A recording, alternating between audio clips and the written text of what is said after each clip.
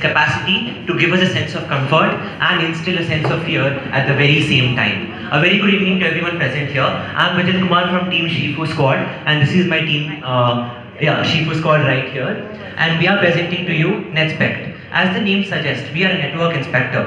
What we are doing over here is analyzing the presence of a mesh network. Now, what exactly is a mesh network and why are we doing this, right? So what happens is mesh networks are really scalable, and the fact that it's a very simple peer-to-peer network allows each node to act as a node client as well as a router at the very same time, which makes it very good. But with good comes bad, right? So what's happening now, and the reason why people fail to detect is, it operates on the same frequency range as Bluetooth and Wi-Fi. And the fact that nodes can keep joining and leaving the network at any point of time and it's dynamic makes a very big difference. And the fact that you don't even have to connect to the internet. So if I'm not connected to the internet, it's very difficult for people to reach out to me and trace who I am. So what's the problem right now? Drug trafficking, terrorist activities, industrial espionage, and cyber criminal activities. So what happens is basically these type of these type of activities happen in the border areas or in the extreme dense forest regions, wherein first of all the cellular connectivity is low, and even if it's low, these mesh networks don't even connect to it. They operate locally using the peer-to-peer mesh ad hoc networks. So as a result of this, these four things are something which have a very big threat to the entire country, leave alone an individual. So this is something which we have to eliminate. So what exactly are we doing? Our fantasy solution, our utopia. Very first thing, there is no existing mesh network that we can just take out and start off. So after we came to the hackathon, we set up our own very ad hoc private network in which we used 3 of our laptops to communicate with each other and be a part of the node, and one of our laptops was an external entity which tries to join the node. Right? So what we had to do was we had to configure our network interfaces to ad hoc mode, and secondly, each mesh network has their own unique cell number. This is what distinguishes each mesh network from each other.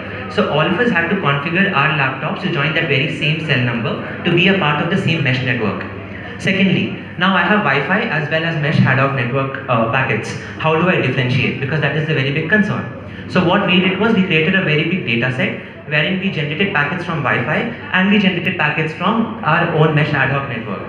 We observed the fact that in the mesh ad hoc networks, if you're a part of the network, there's an extra layer which is the MDNS layer. This is the layer which is used by all the mesh nodes to communicate my data to everyone. So what basically happens in a mesh network is, if I'm a node, I broadcast the data to all the nodes, right? And only the node which needs it keeps the data, the rest of them discard it. This was one thing. Now this is only from a part of the network I can find this. There's another thing which can be done, which is without joining the network, which is why we had to write our own Python shell script, which basically lists out all the networks in my range, and after that, we filter out only the ad hoc networks. So once that is done, we now know who our primary target is. We now attack them, right? And third thing, so based on the KAVACH problem statement, all we had to do was identify the presence of a mesh network. But we didn't want to keep ourselves limited to that because it doesn't solve the purpose. So what we are doing is a statistical network analysis. So what we do is we observe the data pattern over the case of 3 to 4 days, and let's say each day around 7 to 8 p.m. the traffic activity goes very high and it's happening on a consistent basis, which indicates what? That probably there's something which is suspicious happening during that phase of time. Now the law enforcement agencies can look into it and work accordingly.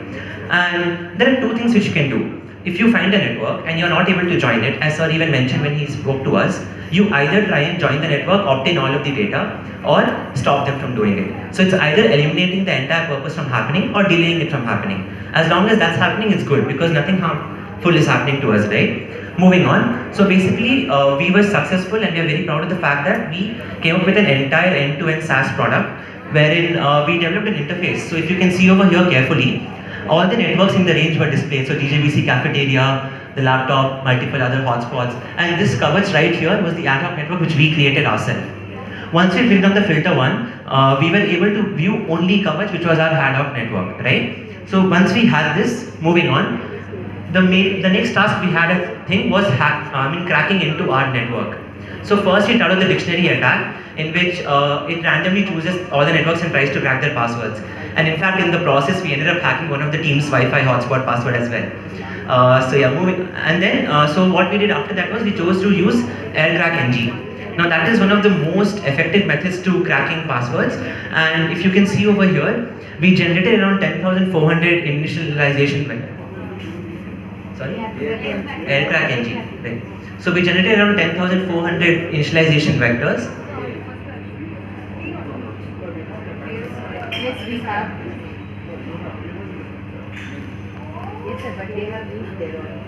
Right, so we basically, two of our laptops are dual booted on Linux, and one of them uses an external network adapter. So as you can see over here, we finally were able to decrypt our entire, we basically hacked into our own network from an external device, and we were able to generate the key. Once that is done, we connect to the ad hoc network,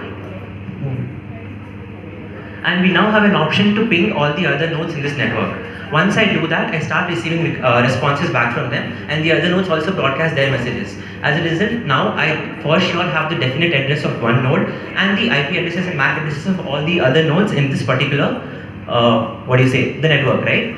Now this is where we do something extra, the network analysis.